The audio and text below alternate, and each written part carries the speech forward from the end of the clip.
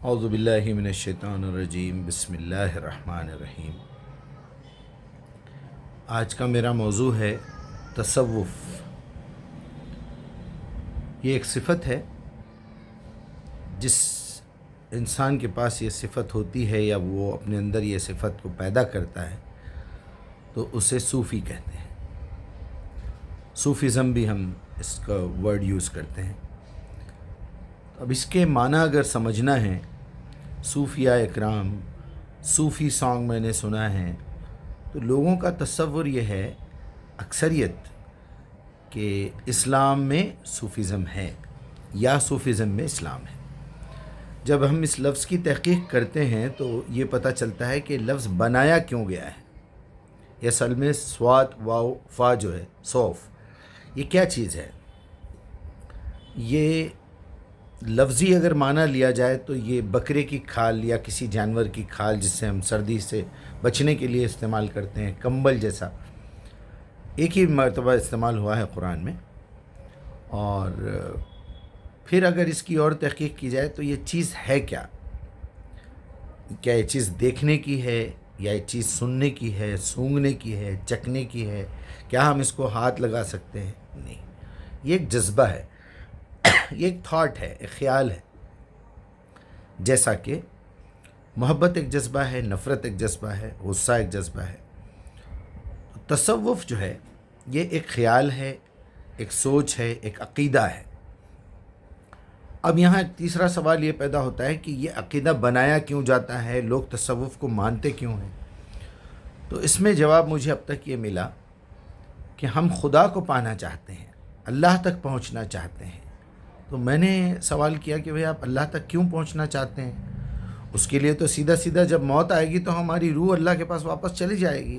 انا للہ و انا الیہ راجعون۔ نہیں، دنیا میں رہتے ہوئے اللہ کو سمجھنا چاہتے ہیں۔ اچھا ٹھیک ہے، سمجھیے، تو اس کا کیا طریقہ کار ہے آپ کے پاس؟ تو اس کے نام کی جاپ کرو، رات بھر بیٹھے رہو، 1,00,000 مرتبہ، 50,000 مرتبہ اس کا نام لیتے رہو، ایک آیت کو 1,25,000 مرتبہ ریپیٹ کرو، 33 مرتبہ یہ پڑھو، 33 مرتبہ وہ پڑھو، 21 مرتبہ یہ پڑھو، صرف زبانی جمع خرچ کرتے رہو، تمہیں اللہ مل جائے گا۔ اچھا ٹھیک ہے، ایک اسٹیپ اور آگے بڑھتے ہیں، ایک سوال اور کرتے ہیں کہ اللہ اگر آپ کو مل گیا، اللہ کی سمجھ آ گئی، اللہ سے آپ کا تعلق بھی جڑ گیا، تو کیا سوال جواب ہونے والے ہیں آپ کے اور اللہ کے؟ اچھا، تو ایسا تو مشکل ہے۔ چلیے یہ کہتے ہیں کہ بھئی ہم کو جو ہے بشارت ہوتی ہے، ہم اپنے روحانی طور پہ اللہ ہمیں ضم ہو گئے ہیں، نعوذ باللہ، یا اللہ ہم میں ضم ہو گیا ہے، میرے اندر سے اللہ بولتا ہے۔ اس طرح کے الفاظ مجھے پڑھنے کو بھی ملے، سننے کو بھی ملے۔ جب بھی بات ہوئی تو لوگوں نے پہلے تو صاف یہ انکار کر دیا کہ بھئی ہم تصوف کے معاملے میں اتنا کچھ نہیں جانتے، ہم تو ابھی بچے ہیں۔ تو اچھا ٹھیک ہے بھائی، آپ کے کوئی بڑے جو ہیں وہ ان سے بات کروا دیجئے، تو یا پوچھ کے بتائیے۔ تو انہوں نے ہمیشہ یہی بہانے بنائے کہ اس کے لیے آپ کو بہت پڑھنا پڑے گا، بہت ریاضت کرنی پڑے گی، بہت جو ہے ایکسرسائزز ہیں اس کے لیے، رات بھر جاگنا، ایک پیر پہ ٹھہر کے جو ہے ایک رکعت میں سورہ بقرہ پڑھنا، دوسری رکعت میں آل عمران پڑھنا، پھر یہ پیر رکھ دی اور یہ پیر پہ۔ تو بزرگان دین، اولیاء اکرام، صوفیاء اکرام نے اس طرح ریاضتیں کر کے وہ چیز حاصل کی ہے۔ اچھا ٹھیک ہے بھائی، اس کے آگے کا ایک سوال، وہ چیز حاصل ہونے کے بعد آپ نے کیا کیا؟ لوگوں کو بھی صوفیزم سکھایا، اس کے بعد کیا ہوا؟ دنیا برباد ہوتی رہی، لوگ قرآن چھوڑتے رہے، لوگ ایک دوسرے کا قتل کرتے رہے، ایک دوسرے پہ ظلم و ستم ہوتا رہا، لوگ اسلام چھوڑ کے جاتے رہے، جو آلریڈی غیر مسلم تھے وہ کبھی اسلام کی طرف نہیں پلٹے، قوالیاں گا کے، قوالیوں میں غلو کر کے آپ لوگوں نے دنیا کو ہمیشہ ایک گمراہی کی راہ پہ لگایا۔ ایسا لگتا ہے، دنیا میں سامنے نظر آتا ہے۔ اس میں نشہ ہوتا رہا، اس میں عاشقیاں ہوتی رہی، اس میں ساری چیزیں ہوتی رہی، کیونکہ یہ حقیقت میں دیکھا جائے تو اللہ کو سخت ناراض کرنے والی چیز ہے۔ اب سوال وہیں پر اٹکا ہوا ہے کہ میں اللہ کو حاصل کر کے میں نے کیا کر لیا؟ کیا میرے اندر کوئی ایسی چیز آ گئی، کوئی سپر پاور بن گیا میں، کوئی ایکسٹرا شکتی، جیسے ہم ڈراموں میں دیکھتے تھے، شکتی مان اور یہ اور وہ، سپر مین ہے، اڑ رہا ہے، لوگوں کو بچا رہا ہے مصیبتوں سے، تو کچھ ایسا کر کے بتائیے۔ آپ نے تو ایک چھوٹی موٹی پیٹ کے درد پہ یہ پڑھ کے پھونک لو، یہ کرو تو یہ پڑھ کے پھونک لو، درود پڑھیں گے تو یہ ہو جائے گا، یہی سکھایا لوگوں کو۔ اور ہم نے پریکٹیکلی یہ دیکھا ہے کہ جب آپ خود بیمار پڑے تو انہی انگریزوں اور یہودیوں کے پاس گئے جو سور کا گوشت کھاتے ہیں، شراب پیتے ہیں، پلاتے ہیں، جوا کھیلتے ہیں اور دنیا کو جوئے میں ڈالتے ہیں، شرک، حد سے بڑا شرک، عیسیٰ کو اللہ کا بیٹا مانتے ہیں، دنیا پہ ظلم و ستم کرتے ہیں، زمینوں پہ قبضے کرتے ہیں۔ دیکھا نا آپ نے انگلینڈ نے کہاں کہاں قبضے کیے، امریکہ نے کیسے کیسے بم ڈالے، ہتھیار بنا کے انسانی جان کو نقصان پہنچایا، حالانکہ وہ بھی صوفیزم میں مبتلا تھے۔ خیر، اس سے آپ نے کیا فائدہ پہنچایا؟ جیسے ہم نے سپرمین میں دیکھا تھا، سپرمین مووی میں ہم نے دیکھا کہ وہ کرین پہنچنے سے پہلے وہ پہنچتا ہے، آگ کو بجھا دیتا ہے، اور وہ لڑکی چھت پہ سے گر رہی ہے، اس کو بچا لیتا ہے۔ آپ نے کیا کیا؟ آپ کے تو بال اس طرح بے ڈھنگے اور بری طرح بڑھتے رہے، آپ نے کبھی اپنے بالوں کو بھی ترشوایا نہیں، بے تکے گندی بدبو آپ کے پاس سے آتے رہی۔ میں نے صوفیوں کے ناخن بڑے بڑے دیکھے جس کے اندر میل جما ہوا ہے، مہینوں سے نہایا نہیں، ریاضت میں لگے ہوئے ہیں۔ بچپن میں ہماری نانی کہتے تھے کہ ایک بہت بڑے صوفی آتے تھے مسجد میں، اور رات کو جو ہے سارے دروازے بند کر کے مسجد کے عبادت کرتے تھے اللہ کی، تو ان کے جسم کا ایک ایک حصہ کھل جاتا تھا۔ اچھا بھئی، یہ کس نے دیکھا؟ تو نانی کہتے تھے جو بھی دیکھتا تھا اس کو اندھا ہو جاتا تھا۔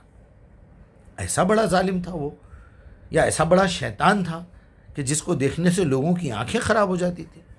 شیخ عبد القادر کے بارے میں یہ کہتے ہیں کہ وہ کیا کرتے تھے، کچھ کرتے تھے، بہرحال ان کا نام بغیر وضو کے لینے سے آدمی مر جاتا تھا۔ تو ایسے بڑے خطرناک لوگ تھے یہ لوگ، قاتل، چھوٹی چھوٹی باتوں پہ لوگوں کو مار ڈال رہے ہیں، باپ رے باپ۔ یہاں تو اللہ کا رسول زمین پہ آتا ہے لوگوں کو جہنم کی آگ سے بچانے، لوگوں کو حرام اور حلال، یہ حرام کھانے سے تمہیں جسمانی طور پہ نقصانات ہوں گے، وہ بتاتا تھا۔ اخلاقی اعتبار سے جو تمہارے اندر فساد پیدا ہوگا، شرک پیدا ہوگا، اس سے بچاتا تھا۔ کما ارسلنا فیکم رسولا منکم یتلو علیکم آیاتنا، میری آیات سمجھاتا تھا، یزکیکم، اور تمہارا پیوریفیکیشن کرتا تھا، تمہارا تزکیہ کرتا تھا، وَيُعَلِّمُكُمُ الْكِتَابَ وَالْحِکْمَةَ، اور تمہیں حکمت اور کتاب کا علم دیتا تھا، اور وہ باتیں بتاتا تھا جو تم نہیں جانتے تھے کہ اس زمین کے اندر سے کیسے کیمیکل نکالنا ہے، کیسے دھاتیں نکالنا ہے، کیسے انسان کے فائدے کے لیے، انسان کی سیفٹی، اگر کوئی جانور حملہ کرے تو اس کے لیے کیسے ہتھیار بنایا جائے۔ تو انسان خود جانور بن کے ایک دوسرے پہ حملہ کر رہا ہے۔ کیا کیا چیزیں اس راز میں، اس زمین کے اندر راز بنا کے اللہ نے رکھی ہے، وہ نکالنے کے سارے فارمولے انبیاء دے کے گئے تھے۔ بہرحال کل رات ایک صاحب سے میری ملاقات ہوئی تو انہوں نے تصوف کے بارے میں مجھ سے سوال کیا۔ اس سے پہلے بھی میں ویڈیو بنا چکا ہوں، لیکن کل سے ان کی بات کھٹک رہی تھی تو میں نے کچھ اس کے بارے میں 8-10 گھنٹے لگا کے کچھ تصوف کے بارے میں اجتہاد کیا، جہاد کیا، سمجھیے آپ، جد و جہد کیا کہ اس لفظ کو معلوم کروں۔ تب جا کے مجھے یہ بھی احساس ہوا کہ ہر لفظ کو پہچاننے کا ایک فارمولہ یہ بھی ہے کہ پہلے یہ دیکھا جائے کہ وہ ویزیبل ہے یا انویزیبل ہے، دوسرے یہ دیکھا جائے کہ وہ آپ کے 5 سینسز میں سے کس سے تعلق رکھتا ہے، تیسری چیز یہ دیکھی جائے کہ وہ استعمال کہاں کیا جاتا ہے، اس کا مفہوم کیا لیا جاتا ہے، ایک چوتھی چیز یہ بھی دیکھی جائے کہ اس کا اپوزٹ کیا ہے، اپوزٹ ورڈ کیا ہے۔ تو یہ تصوف کا اپوزٹ ہے اجتہاد، کسی کام کو محنت کر کے قبول کرنا۔ اس کی ایک سمپل مثال دیتے ہوئے میں بات کو ختم کروں گا۔ آپ کے 2 لڑکے ہیں، ایک لڑکا بیٹھے بیٹھے وظیفے پڑھ رہا ہے اور دوسرا لڑکا جو ہے محنت کر کے پیسے کما کے لاتا ہے جس سے پورا گھر کھانا کھاتا ہے۔ افضل کون ہے؟ جو پیسہ کما کے لا رہا ہے وہ افضل ہے، وہ تو بے غیرت ہے، گھر میں بیٹھا ہوا وظیفے پڑھ رہا ہے، مالا جپ رہا ہے، اللہ کا نام لے لے کے ڈھونگ رچا رہا ہے، اللہ کو خوش کرنے کی کوشش کر رہا ہے، جبکہ اللہ اس سے سخت ناراض ہے، اللہ ایسے لوگوں کو پسند نہیں کرتا۔ ہمارے نبی نے تو ہم کو پڑھنے میں ملتا ہے کہ ان صحابہ کے ہاتھ چوم لیتے تھے جس کے ہاتھ سخت ہوتے تھے کہ تم اتنا کام کرتے ہو، اتنی محنت کرتے ہو، اور خود آپ نے بھی کام کیا ہے۔ ایسے نہیں کہ صحابہ کو ڈیوٹی پہ لگا کہ آپ بیٹھے رہے، نہیں۔ وہ خندق کا واقعہ سننے میں آتا ہے، پڑھنے میں آتا ہے ہسٹری میں، کہ اس میں آپ صلی اللہ علیہ وسلم نے 2 پتھر پیٹ پہ باندھے۔ وہ مجھے تو آج تک وہ تھیوری سمجھ میں نہیں آئی، پیٹ پہ باندھیں گے تو آدمی اور جھکے گا، یہ ہو سکتا ہے پیٹ پہ رسی باندھ کے دونوں پتھروں کو کاندھے پہ سے ایک ادھر سے لے کے ادھر ڈالے، ایک ادھر سے لے کے ادھر ڈالے، تو آدمی ایسے کھڑے ہو سکتا ہے وہ ویٹ سے. یہ میری انجینئرنگ کے حساب سے تھیوری بنتی ہے. تو پیٹ پہ پتھر باندھنے کا مطلب شاید یہی تھا، پتھر تھے پیٹھ پہ لیکن پیٹ پہ رسی باندھی ہوئی تھی. تو اتنا پریکٹیکل آدمی، the most practical person on this earth بولیے آپ، پروفٹ محمد بن عبداللہ بن عبد المطلب، وہ یہ بتا کے جائیں گے تم یہ پڑھو اور یہ کرو اور یہ کرو. اس سے تو مسلمان نکمے ہو گئے. اور آپ دیکھ لیجئے، سنیاس لے لینا، اپنے نفس پہ ظلم کرنا، نفس کے دشمن بن جانا. اللہ تعالیٰ نے تو آپ کو نفس بنا کے دے کے کہا تھا، وہ نفس وما سواہا الہمہا فجورہا و تقواہا قد افلح من زکاہا. آپ نفس سے چھوڑ کے بھاگنا نہیں ہے، اس کا پیوریفیکیشن کرنا ہے. اس کا پیوریفیکیشن کب کریں گے؟ جب آپ گندے ماحول میں جائیں گے، آپ پوری دنیا گھومیں گے، وہاں جھوٹ بولنے کی ضرورت پڑ جائے گی، لالچ کی ضرورت پڑے گی، آپ کی نظر بہکے گی، آپ کی زبان آؤٹ آف کنٹرول ہو جائے گی، آپ کے کانوں میں غلط باتیں پڑیں گی، آپ کے عقیدے کے خلاف کوئی بات ہوگی، قرآن کے خلاف کوئی لوگ بات کریں گے، آپ کو ان کا عقیدہ درست کرنا پڑے گا. یہ تو آپ کو جا کے پیوریفیکیشن کرنا ہے. اس کے لیے اللہ تعالیٰ نے ہم کو پیدا کیا تھا، اور ہم جو ہے کسی کمرے میں جا کے بیٹھ گئے. بہرحال یہ انتہائی غلط تصور ہے، اسلام کے ٹوٹلی خلاف ایک مذہب، ایک دھرم، ایک بکواس، ایک مشرکانہ رسم و رواج جس کے اندر بدعتیں، خرافات، نشہ، بے حیائی، بے غیرتی، بے شرمی، کاہلی، نااہلی، اب وہ طریقت اور معرفت و حقیقت، اس طرح کے کچھ الفاظ بنا کے لوگوں کو بیوقوف بنایا جاتا ہے. آخری درجے کے نکمے، گھٹیا قسم کے ذلیل لوگ جس کی کوئی حیثیت نہیں ہے، جانور بھی ان سے بہتر ہے، ایسے لوگوں کو صوفی کہتے ہیں. اور تصوف آخری درجے کی ذلیل حرکت کا نام ہے، اس کے بدلے میں اجتہاد ہے، وہ جو اسلام ہے.